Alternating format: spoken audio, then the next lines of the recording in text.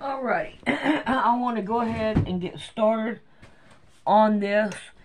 I've got a long video I want you all to listen to, so I'm going to get started.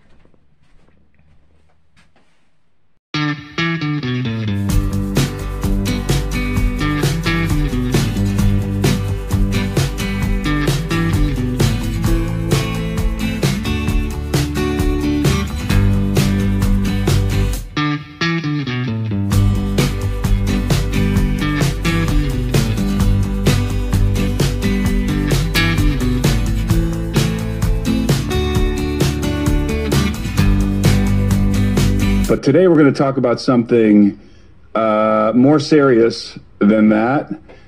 Gary, as many of you know, because I posted this the other day in the community forum, Gary just returned just a couple days ago from running search and rescue operations in his helicopter with his wife Diane in North Carolina in the wake of the devastating destruction of Hurricane Helene. Gary is a helicopter pilot. He also flies aircraft of all kinds, and he went down there and volunteered his time and his equipment to go and help in the search and rescue efforts.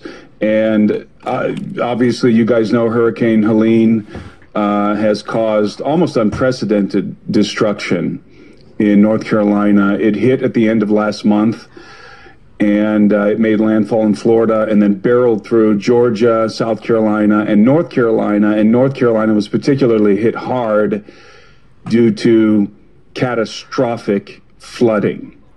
And so I want to talk to Gary today about his experience and for Gary to give us a briefing on what's happening, maybe clear up some rumors and speculation for us. So, Gary, thanks for joining me. Why don't you just jump into it and into your experience and give us a brief on what you saw down there.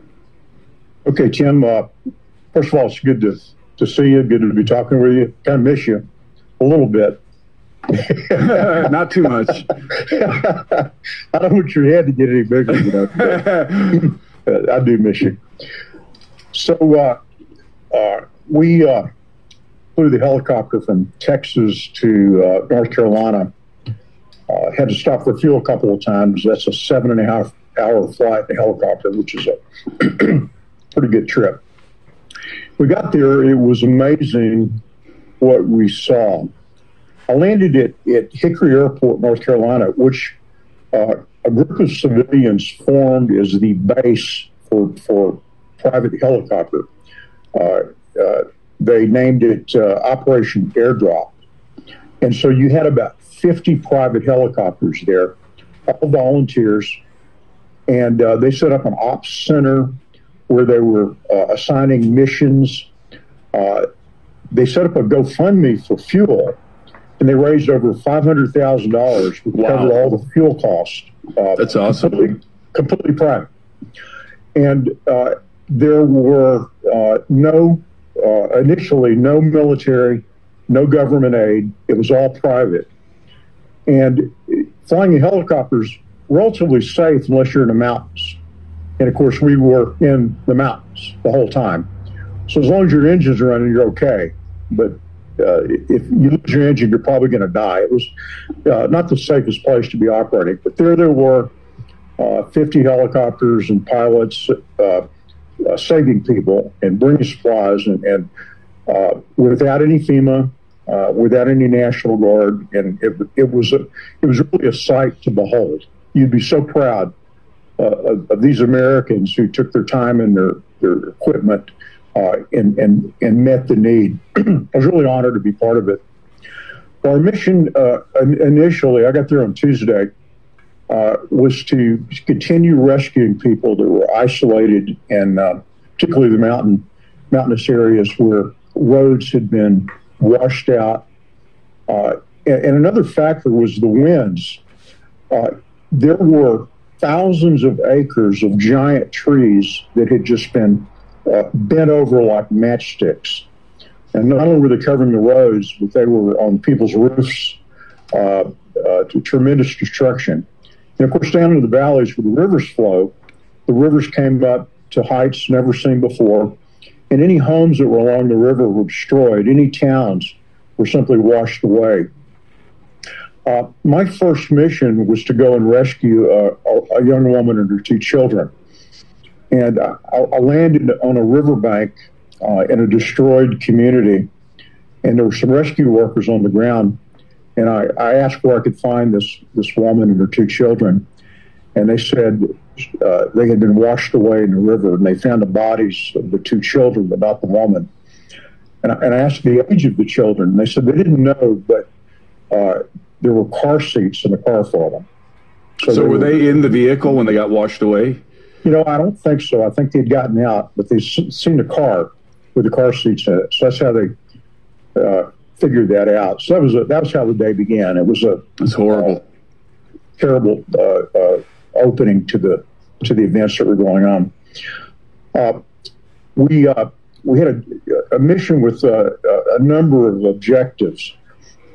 We would take out food and water and medicine, and then we would bring back people that had medical needs or were stranded. And I was doing an average of 4 missions a day. During a 10-hour day, I would be in the air 7 hours. And as the week started to progress, Elon Musk donated 350 Starlinks. So we started delivering Starlinks to the fire stations. The fire stations became the center of all activity. And it was an amazing thing because these guys would accept the food and then they would distribute it. They were going at it on 4-wheel drive vehicles and buggies to retrieve people or to take sustenance out to them. And the Starlinks were critical because that was the first time they were actually able to communicate, because obviously no cell phones were working. And as we were flying over everything, the damage from the water was extraordinary. Houses were gone. You could see the foundations. This one fireman told me the story. He was in his fire station when the water started to come up, and he had to cut a hole in the roof to escape the flood and climb up the mountain. So that was a really neat base of operations out in the field. And for 3 days, I actually flew the state fire marshal. He's the politically appointed highest fire official in the state. And he and I actually became good friends. And we would go from fire station to fire station and find out what the needs were, take them Starlinks to open up communication. And that was a neat part of the experience because I got to see firsthand where the efforts were being expended. Not to mention having him there with a much higher level of knowledge. One of the interesting things that he told me, they're talking about a body count of less than 200. But he told me he personally knew of 1,000 bodies that had been put into cold storage. So you're going to see numbers of dead much, much higher than what's being reported right now. Do you think that the people reporting this know that the death toll is in the thousands and they're being told not to report that? Or do you think that they just don't know yet? It's unknown to the media? I don't think they know yet because there's no official report. This fire marshal, having communications with all fire departments, had a much better handle on what was really going on there. So I think it's going to come out. You know, as we talk today, I want to quell some of the myths. There's a lot of myths out there too.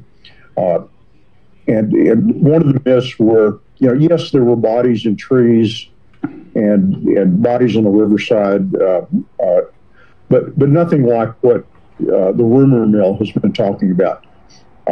They had really retrieved most of the bodies that we think we're going to retrieve later in the week. And so it wasn't like they were abandoned. You probably heard the rumor that Chimney Rock had a Fed meeting and told the citizens they weren't going to retrieve bodies and they were going to just bulldoze over them and they were going to take their land. Complete myth. Didn't happen. I went to Chimney Rock, and another place. There were a group of citizens from Chimney Rock volunteering, and they had firsthand knowledge, so that didn't happen. One event that did happen was the day after the hurricane, a private helicopter went out to that area, and he had, and I met him, talked with him. He picked up an elderly woman and took her back, and it was either the fire chief of Chimney Rock or his captain who threatened to arrest the helicopter pilot for being there without authorization. And he said, well, the husband, the elderly husband is out there. I want to go pick him up and bring him back to join his wife. And the chief said, if you do that, we're going to arrest you. And so the rest of the story is they finally got to the guy, had him fjord a river on a rope. This is an elderly gentleman, right? And 3 hours later, and then he had to climb a mountain and finally got back to his wife. When a 3-minute helicopter ride would have retrieved him safely. So, you had some local officials that got overcome with their power, but that was rare. But it did happen. I was almost arrested twice. For what? I have excellent hand-eye coordination. So for me to land a helicopter in a really small spot is something I do. So I did it twice. My wife was with me one of those trips, and she said, man, you got really chewed out. I said, no, that was more of an ass chewing. And for people who don't know, Gary ran these kind of search and rescue operations and delivering food to Haiti. When was that, Gary? What year was that in?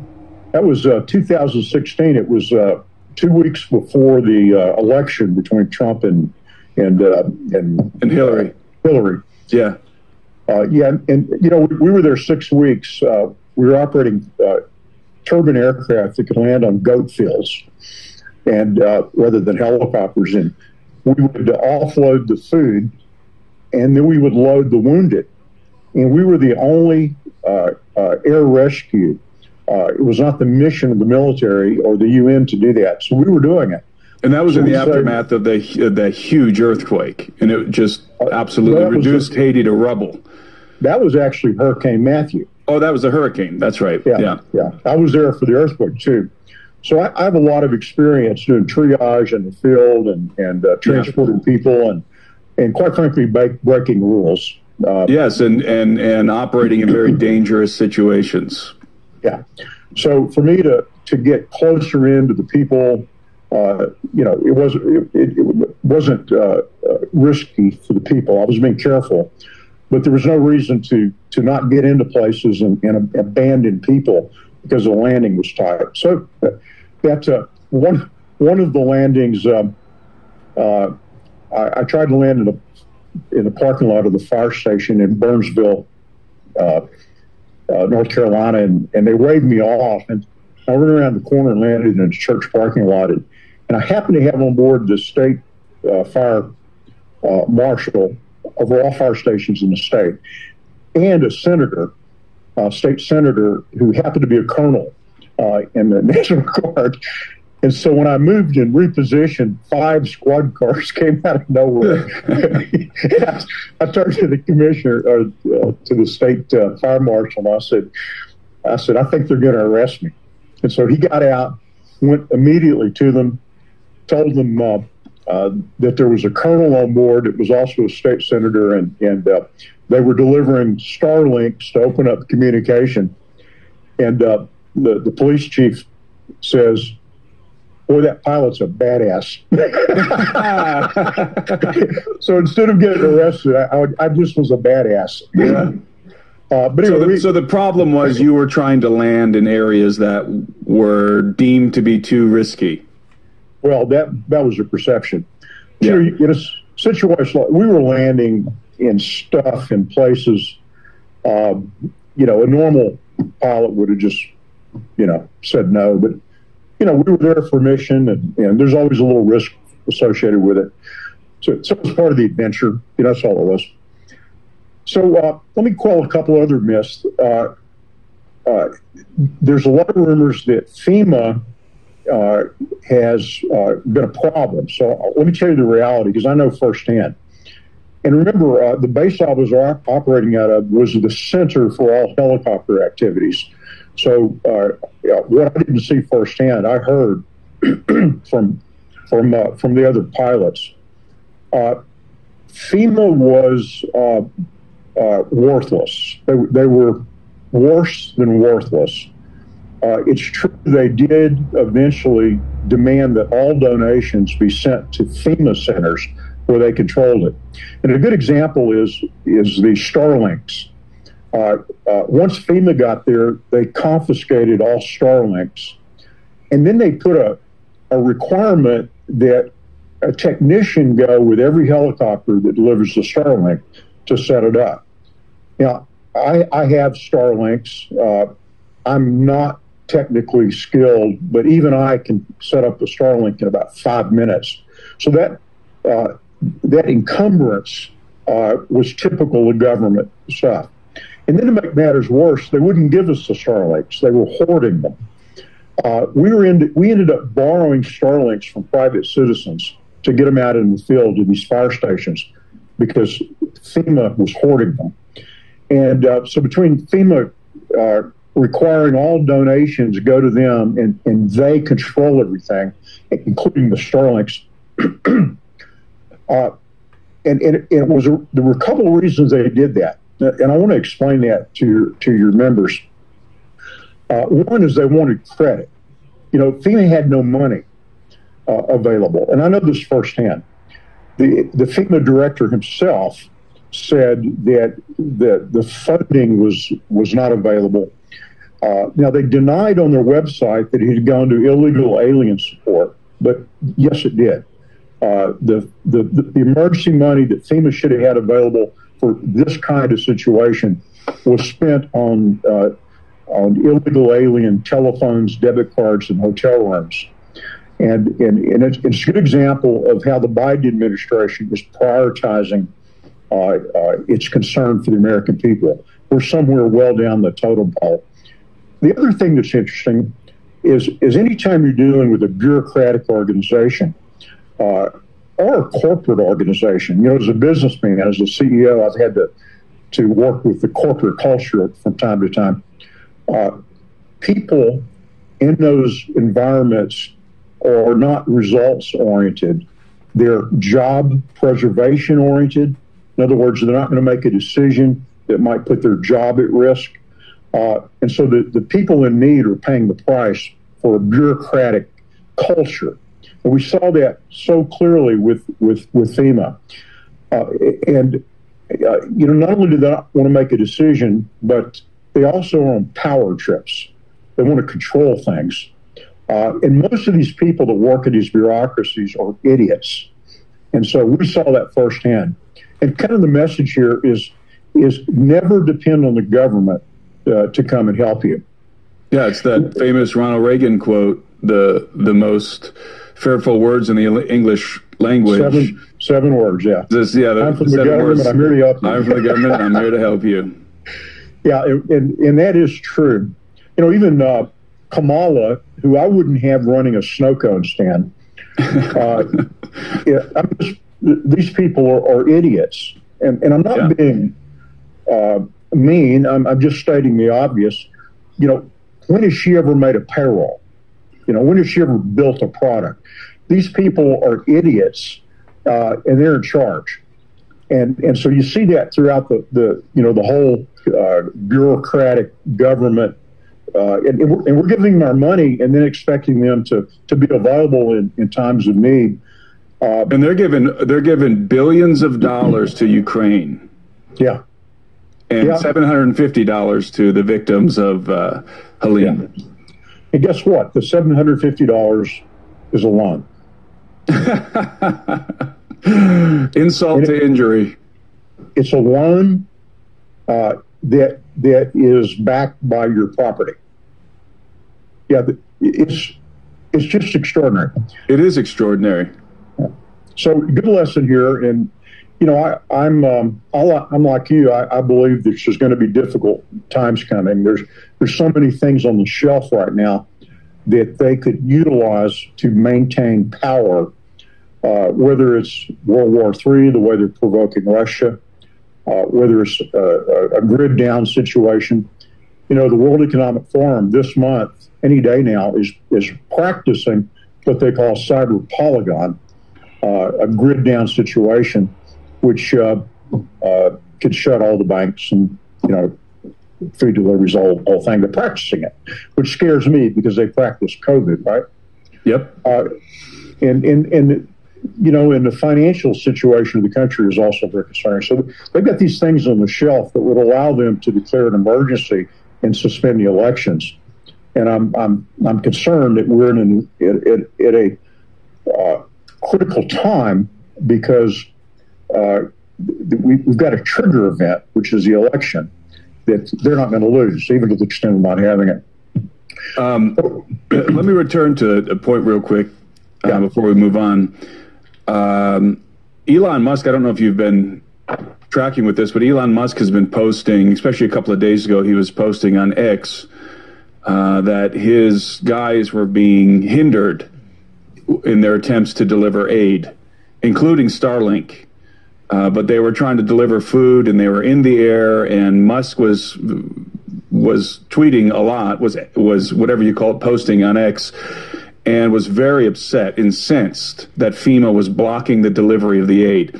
And it wasn't just for him. He was teaming up with, apparently Musk and Trump were teaming up to deliver aid in North Carolina. And Ivanka Trump was on the ground, and they were, it seems to be, to me, a lot of the stories about the feds blocking the delivery of aid seem to be politically targeted and motivated.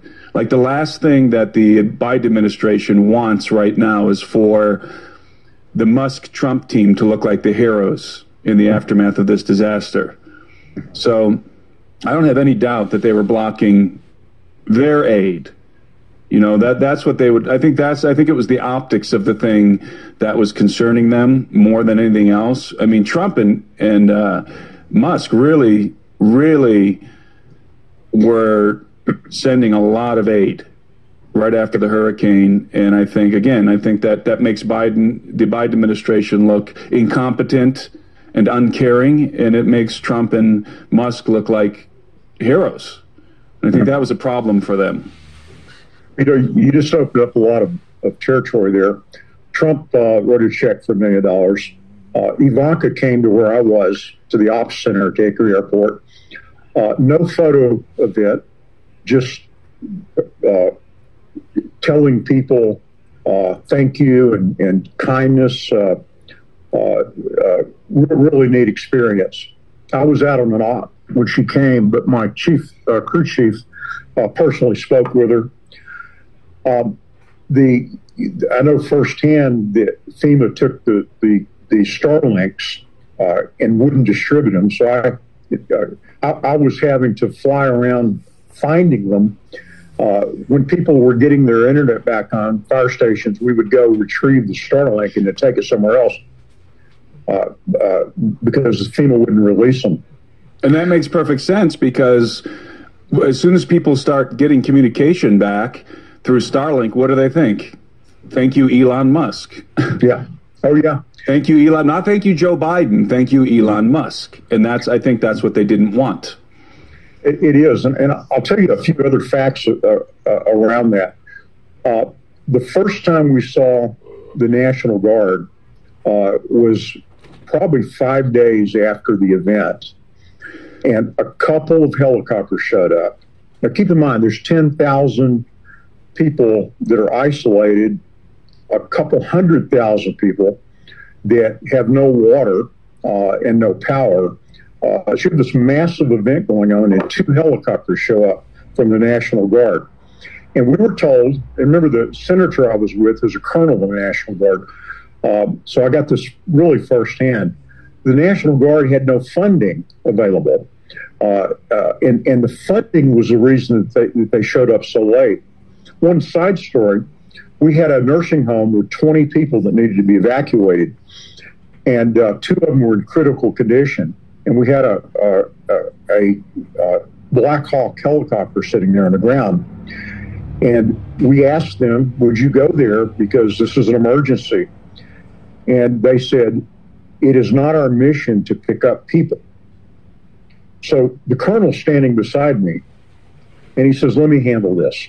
It was really cool watching. And this colonel goes out there to this captain flying this Black Hawk helicopter, and within 10 minutes, the Black Hawk's on the way to rescue the people.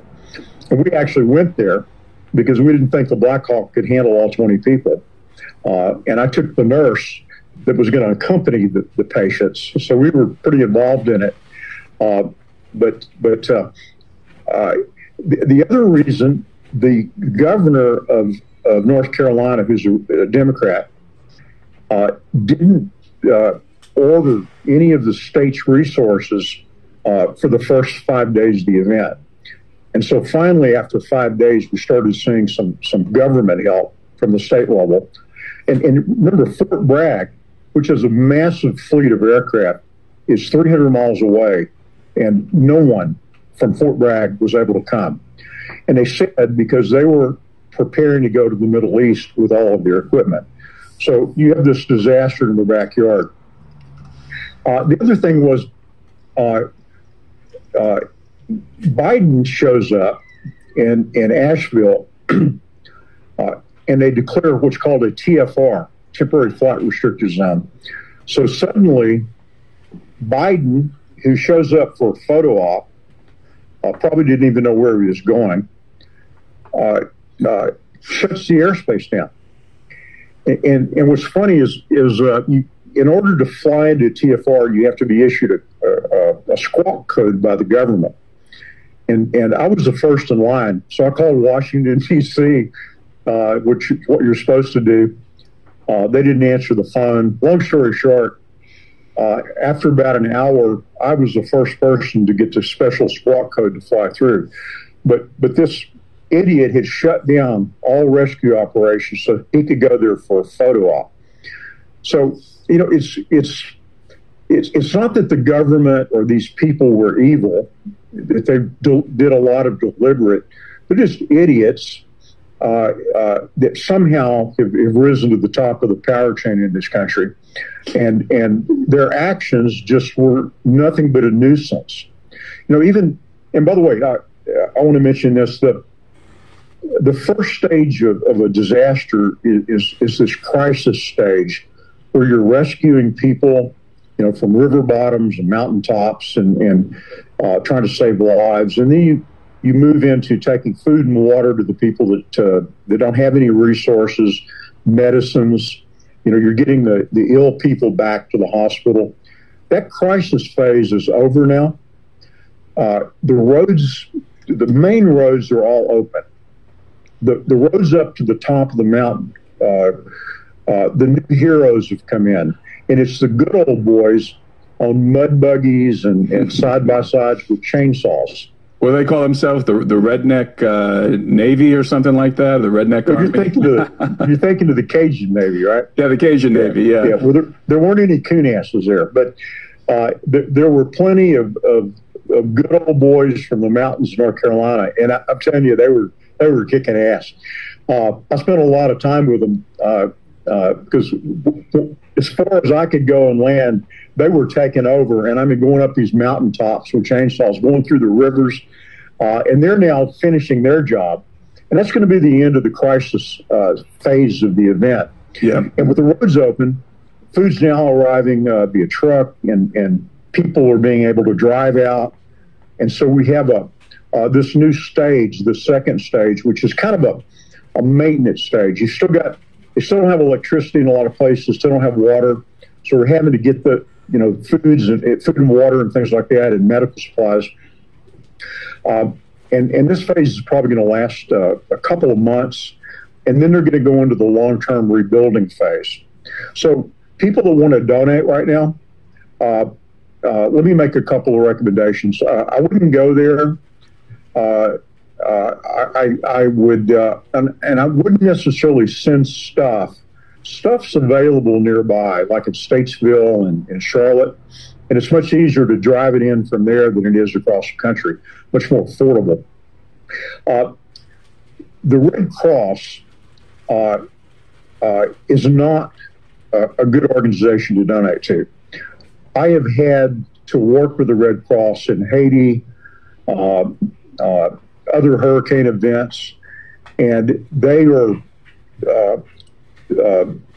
they're just terrible to work with, and I may piss some people off, but I know this firsthand.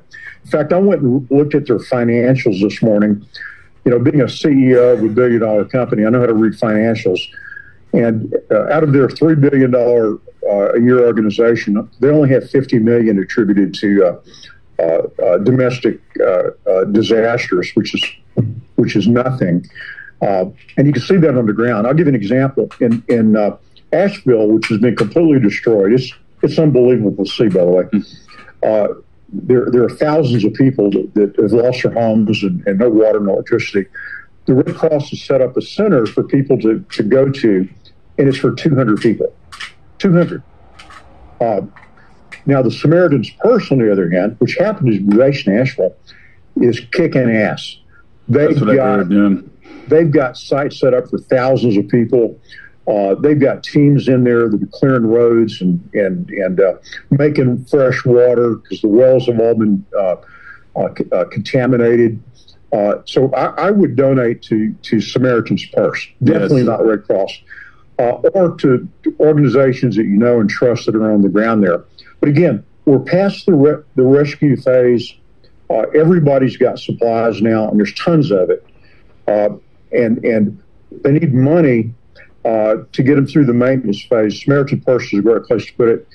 And then we get into the rebuilding. We're talking about billions and billions of dollars to rebuild the roads, the bridges. I saw many bridges washed out. I lost count.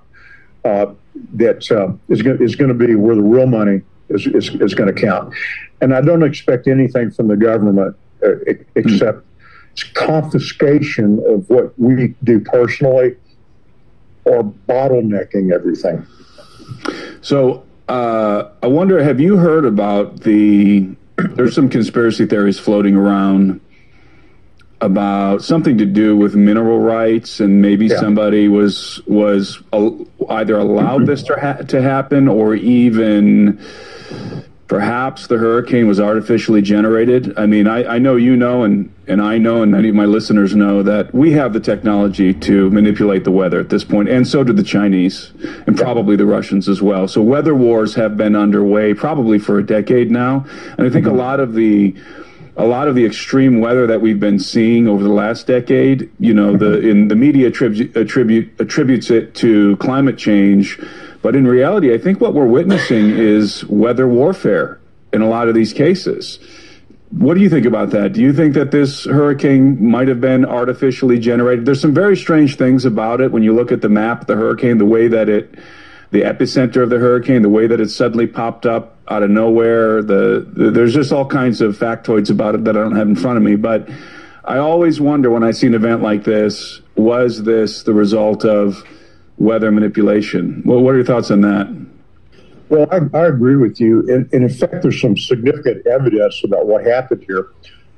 Dane Wigington, who I know you know is the expert on all this, and he did a video a night or so ago on watchdog.com. Let's see. Watchdog, is it? Am I getting it right? You know the one I'm talking about. I'd look it up right now. But anyway, you can Google Dane Wigington in his last few days where he did this video. And he has evidence of what happened.